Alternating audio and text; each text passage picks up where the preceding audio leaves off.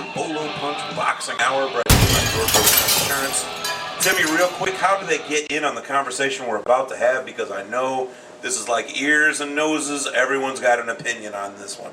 These are about to be the most painful moments in boxing, including Andrew Galata hitting Riddick Bowe low, things like that. The most crazy things physically that you've seen in boxing. How can they get in touch with us? Hit us up on the hotline, 219-743-9743. Yahoo Instant Messenger is up and running. It is keyword Bolo Punch Boxing Hour, or send us an email at bolopunchboxinghour@yahoo.com.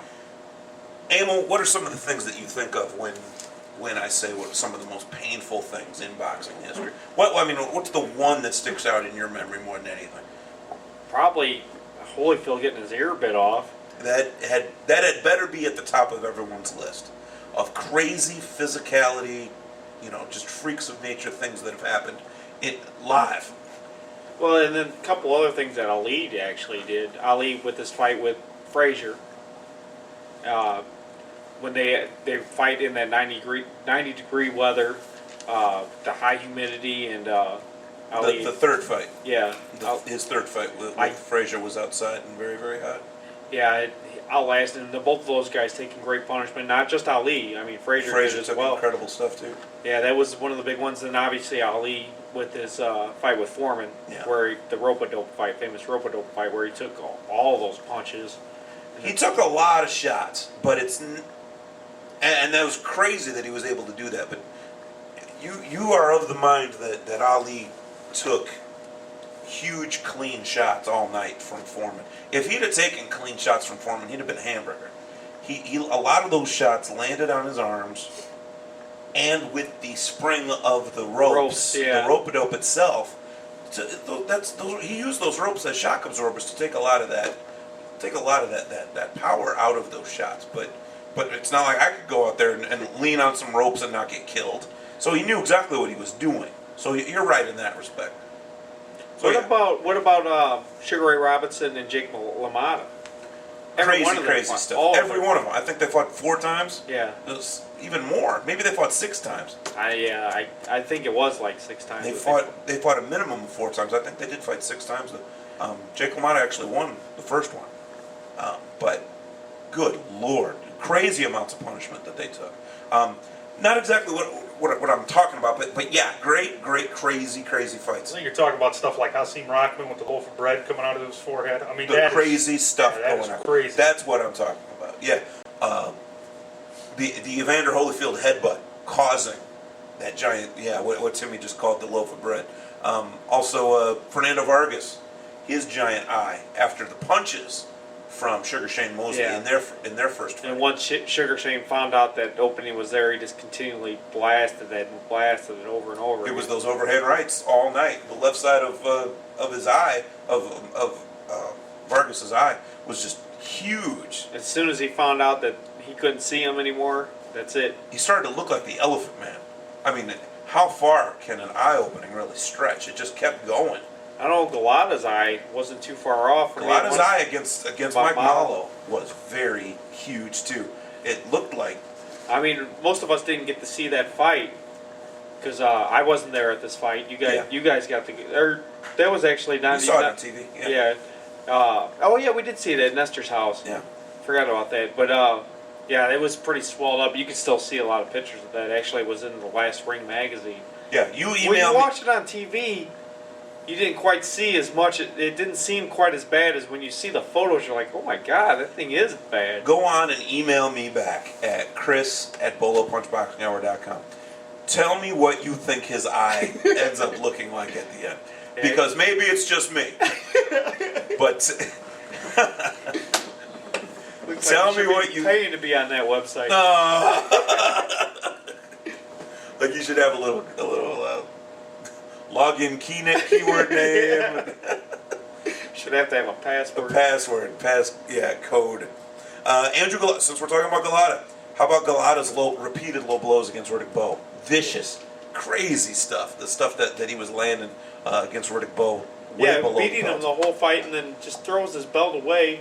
And actually, that's another thing about Riddick Bowe, him throwing his belt away so he didn't have to fight against Lennox Lewis. Yeah, I'm talking about You're talking about physicality. Physical pain happening in the ring. But yeah, it's crazy. It's absolutely crazy. And we talked about it. We talked about it with Riddick Bowe when we interviewed him. That was, who can say that? That's pretty cool that we were able to say it. Yeah, you can say it. Jameel McCline hits Michael Grant with the first punch of the fight and breaks his ankle. Michael Grant went down on the first punch of the fight. Snaps his ankle. Fight over. Fight lasted, 30 seconds? Yeah. Only because they didn't engage in the first 29. Crazy. Darnell Dinglingman Wilson knocks out last year. Herman and Wodo. Just blasts him. Yeah. Melts like, I don't even know, a stick of butter or it looks like a wet noodle falling over. Try to stick a wet noodle up and then it just flops down. That's about what it looked like. It was viciously bad. Jerry Cooney hitting Larry Holmes low. I know Pete the Perry is listening, and I know he will love to hear that because he referred to it on the message board actually as the punch that every man in America felt because it was so very low. Yeah. And Jerry Cooney, when he was on our show last year, we were actually at Timmy's Stumble Bum Bar and Grill when we interviewed Jerry Cooney. He said Jerry Cooney actually explained. He said, well, first of all, he says Larry Holmes was the better man, but then he went and gave an explanation. Not really making excuses, but he gave the explanation of what people don't say ever when they talk about that fight is how Larry Holmes was holding my head down. So what I thought was an uppercut was actually a low blow. I didn't mean to do that. Yeah. To hold Jerry Cooney's head down, I don't know. It's still March. He's the biggest Irishman around. I'm not about to talk smack about him. Jerry Cooney's other big fight that he had was with he had several big fights, but I'm trying to think. Knocking out Kenny Norton. Ken Norton, that's who I was trying to think of. Ken Norton with that vicious body attack. He mangled him. And it was the headshots that knocked him out, but the body shots are what brought those arms down in the first place. Yeah. So you're right. That's a two-handed sledgehammer attack. Now Jerry Cooney's left hook was right up there with some of the best ever. Yeah. But he had a two-handed sledgehammer attack that night, and he knocked Ken Norton's mouthpiece out of his face. Yeah. It didn't even look like it came out of his mouth. It just exited his head. It just flew out. Oh, that was crazy. Of course, the Tyson ear bite needs to be on the top of anyone's list for crazy physical things happening in a fight. Actually, the Fan Man getting beat. Fan Man got pounded. Not even a fighter. The Fan Man himself getting hit with that phone or whatever that communication device that they were using to beat him with. They used to call that a cellular phone. that was called a mobile phone because it wasn't stuck to the wall. Very mobile. I think my laptop is a little bit smaller than that. It's like holding up a giant cinder block to your head, but you're right. Rocky Marciano knocking out Jersey Joe Walcott. Yeah. And when I say cock, I'm actually quoting the former heavyweight champion of the world, Lennox Lewis, because that's how he misspoke it once. Jersey Joe Walcott, Hall of Famer. Rocky Marciano, Hall of Famer. These two guys fight for the heavyweight championship of the world. Marciano mangles Walcott's face so badly. Now, this is not a man sitting ringside with a camera that has super speed. Yeah, like now where you can actually take up to 12 photos per second. That's insanity. I mean, it's almost just by pushing one button. It's almost cheating. That's almost not photography when you're taking that many shots in a second.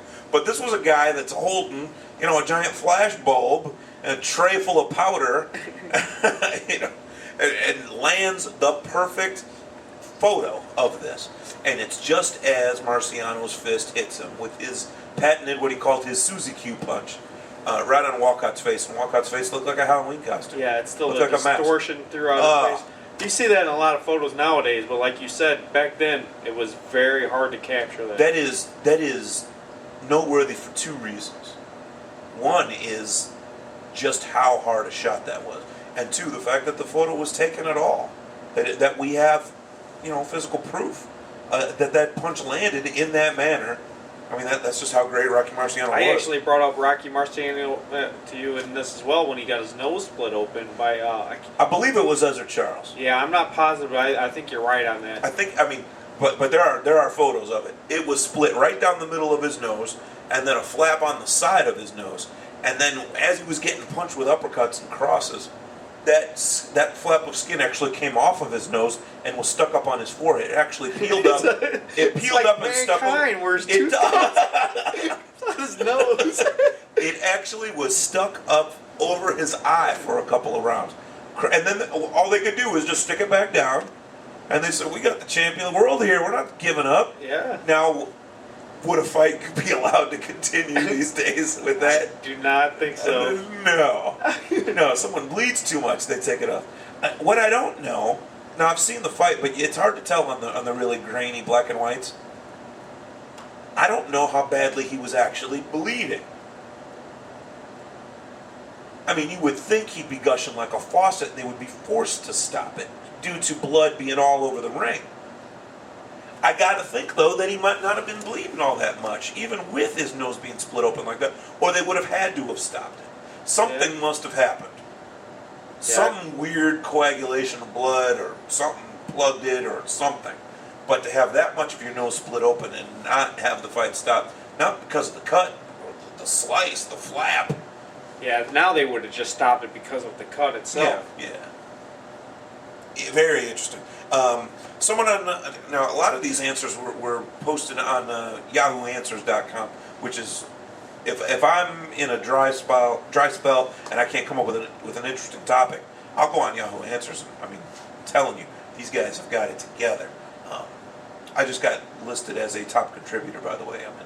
I'm about to be listed to level 3. That star up there for you. Punk ass. You're gonna be employee of the month. Arby's table wiper of the month.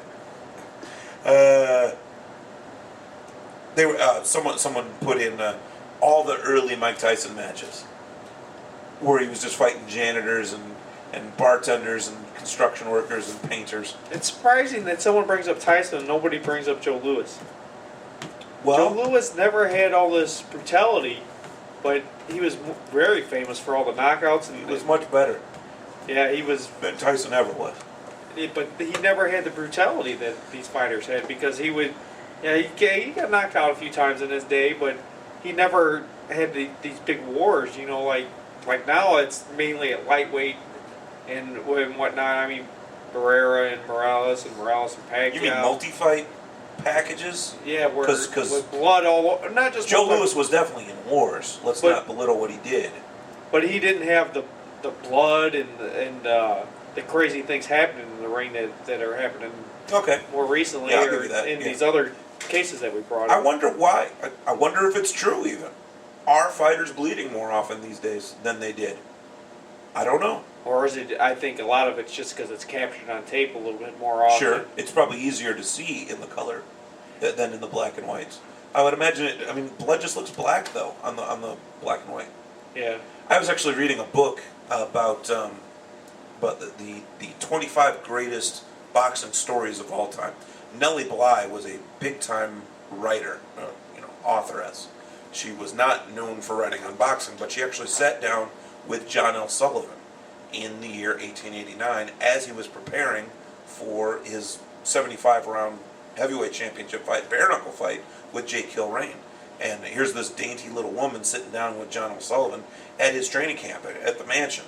And he was talking about what he soaks his hands in and what he soaks his face. He actually put weird liniments, and he actually is quoted as saying turpentine on his face at night before bed to toughen it up, make it like a catcher's mitt. To toughen his face up so it wouldn't tear and he wouldn't bleed. Because he did not want to be known as a bleeder. He said bleeders don't get the big recognition, they don't get the big fights. They have big hearts, but they're not known for getting the big stellar fights, making the most money. So, oh man, I think that's interesting that he would admit doing that to his face. I wonder if that would be allowed today. Yeah, I don't think it would be. I mean, I don't know, but I mean, fighters could probably still get away with it, but I don't know if they'd want to do it. It wouldn't be considered a banned substance. No, they don't want to do that. They don't want to have a catcher's mitt for a face. They're like, I'll take a loss. Shoot. I was actually watching the Balboa movie, Rocky Balboa. Yeah. What's that, number 6, I believe? Yeah. And a lot of people think that in that movie he had a lot of plastic surgery and stuff. You look at it and you think that Sylvester Stallone, they're like... I'm sure he's had some, but... They're like, man, he looks so bad, and that the plastic surgery looks so bad. I think they that was makeup to make it look like Rocky had been beat up that bad and his face had been mangled so bad. Oh, I don't know. That's the way Possible. I think that's actually what it looked like, because I've seen Sylvester Stallone since then and he doesn't look anything like that. He doesn't, you know what I mean? I think they tried to make him look a little bit like a late Marciano, or Yeah. you know what I mean? It looked like his face was actually tore Like up a a little. dead guy? Well, I mean, you know what I'm talking about. But like his face Timmy, you stood there with Sylvester Stallone. Yeah. Did he look mangled? No, he didn't look mangled at all. He looked fine. He's short. I'll tell you that. He's totally short. That dude's short. He's a short guy. But that's about it. thumb wrestle. Yeah, he's a little guy, but no, I wanted to shake his hand, and they just kept moving you along. It was just Right, you on that? you had Get out of my way. You had a book signed right by him, right? Yeah, you can always sign the inside cover. Like the inside cover, you had to have it open. He wouldn't shake your hand. No pictures. It was really kind of crazy. We brought speed bags with us, Yeah. hoping we get Rocky Balboa to sign them, and they're like, if you bring that in line, you're leaving. I was like, these are $30 each, dude. What do you want me to do? He's like, don't bring them in line. I said, I can't even have them in line. I'll keep them in the bag. I'm not even going to take it out. You told me not to try to have him sign it. I won't. If you bring it in line, you'll be leaving. I was like, all right, fine. I stuck it behind a bookcase. I'm in a bookstore. Of course, there's bookcases. But they're meant for people to see them. Yeah. So I'd be sticking it on a bookcase. I thought that was baloney. Anyway, moving on. Rockman's head, Vargas's head. We already talked about that. Someone actually said George Foreman getting the decision over Axel Schultz was painful for them to watch. I can't recall that fight. I remember reading that Axel Schultz did a lot better than they thought he would. I think much more painful was, if you want to talk about bad decisions, was Shayna Briggs getting the decision over George Foreman in Foreman's last fight, because he didn't deserve it, and I'll tell Shayna Briggs to his face through glass that he didn't deserve that decision, but he probably knows that he was given that decision. It was a passing of the guard. And these still aren't exactly what we're talking about here. no, it's not what I'm talking about. But if someone wrote that down, so I wanted to, I'll trump you. To scratch it up a little. I'll trump you. I'll raise you a Shayna Briggs. Carmen Basilio's eye, I believe it was the fight with Sugar Ray Robinson, one of his fights with Sugar Ray Robinson, where it didn't bust. It didn't bleed. It just swelled up and the blood was right under the surface of the skin. This was not Fernando Vargas where his eye just kept on going, but it was still skin, and it was still the same color as the rest of his skin. This was a bubble of blood that stayed under the last layer of skin, under his eye, over his eye, behind his eye. It was just a giant red dome. Hoping that you just hoped that it would pop. You so wanted to pop, so at least the final stop, but Robinson kept pounding on it. You're like, oh my God, is it going to break? What's it going to look? Actually inside the Hall of Fame in Canastota, New York. And I'm not talking, out in the main area. You've got to go into one of the back rooms. But there is a painting of that. They call it the Raspberry. There's a painting that a painter actually, I would assume, looked at photos and painted that giant, it was the size of a plum, behind his eye. There was some above, there was some below. It was just terrible. You would think that actually people would have brought up Gotti. When his fights with Ward, Gotti's bleeding. Just crazy, crazy stuff. Lots and lots of bleeding. Lou Duval's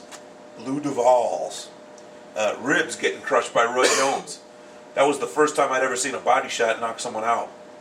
Roy Jones landed that right hand from way back and hits him, and Lou stood there for a second and then went right down, just landed, just grabbed his ribs. It was over.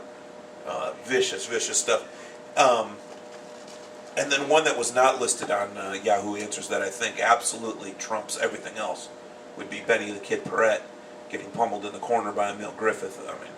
And then ends up losing his life because of it. So, I don't think any bad decision or broken ankle or bloody eye really can trump someone actually getting beaten to a pulp and then dying in the ring. So, as far as I'm concerned, Benny Kid Barrett getting pummeled in the corner by Emil Griffith, that's our winner. Unless you can see, I mean, the ear bite, Holyfield cashed in on that. He's fine. Yeah. He's fine. He's still headbutting like always too, so it didn't mess his game up any. And even the Rockman with the way that he swelled up, I mean, that was the worst swelling that I've seen. Because that wasn't his eye. That wasn't soft tissue around your face or something. That was his head. It was like Holyfield's head like mated with Rockman's head, and Rockman was growing a third head. I stay true to when I called it a loaf of bread when it happened, and we had it up on the Bullet Punch Wall of Fame there for a while your house was being called the Hall of Fame, the Bullet Punch Hall of Fame. The Wall of Fame is what I said. We have no Hall of Fame. We have no Wall of Fame either. Not anymore. You sold that house, but. So let's go ahead and take our final break of the night, and I'll get to tonight's fighter you should know, and we'll be out of here. Bullet Punch Boxing Hour, brought to you by George Rogie Insurance. www.hssp.cc, sportsjuice.com.